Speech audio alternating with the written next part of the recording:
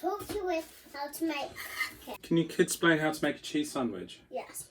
All you have to do is grab one piece of cheese and then cut all the cheese up and fold the cheese into four and then cut all the bread into four. When you've pop the butter on, then cut it all into four. These two can be for the boys, but not this one. I opened it a bit. Vegan cheese. Your favourite. Daddy, because you didn't know. Well, because you have to cut it open. It's like a Snickers in a sandwich. Where's mine?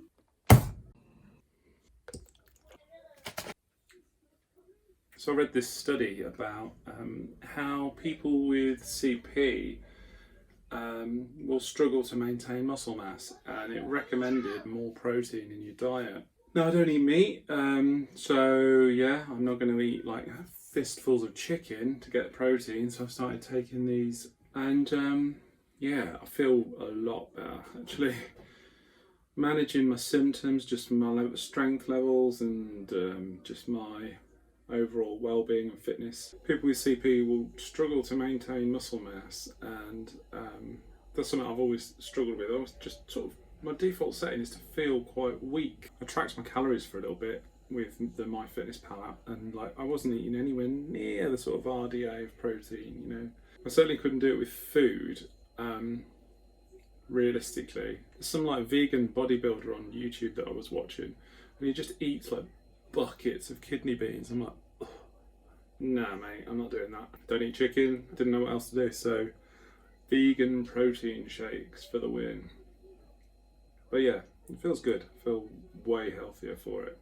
I actually stopped having them for a couple of days just because I was sick of the routine of them, and yeah, like I felt really ill and flaky actually, really loads of like pain and weakness symptoms just shot back up.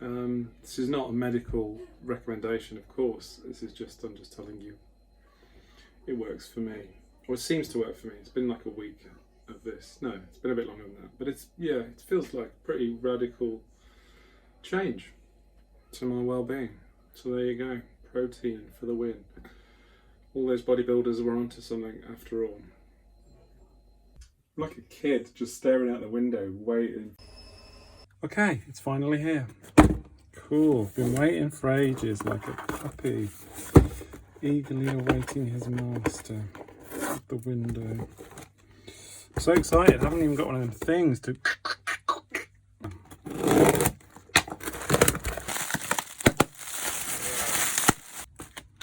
Cool. Free memory card in the sale. Ooh. How does one open the GoPro? Ooh, fancy.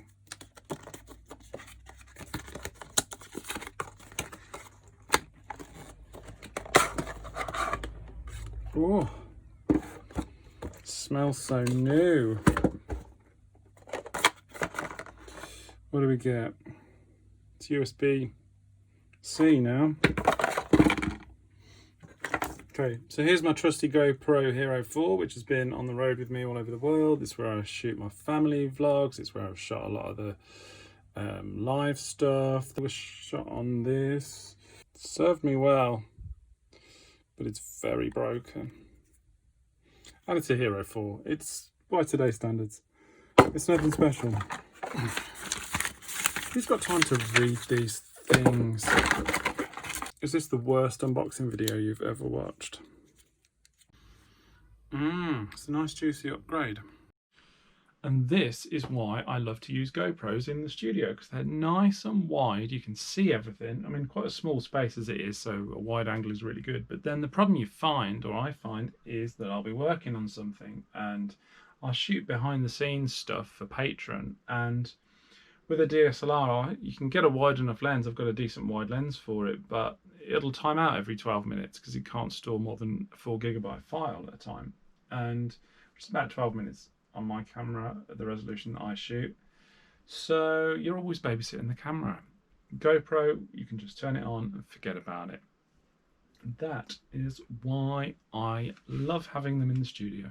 But we're going to do something a little bit more action-packed with it right now.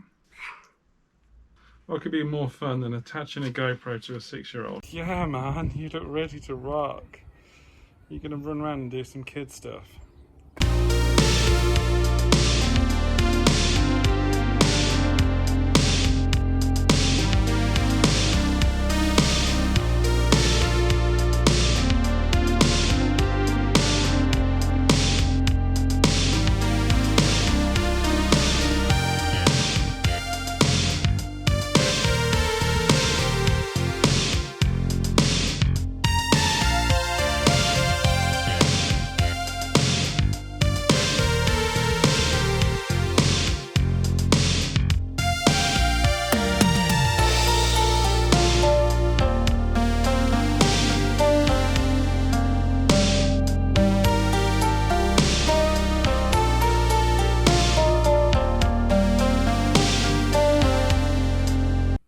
Wow, I'm worn out.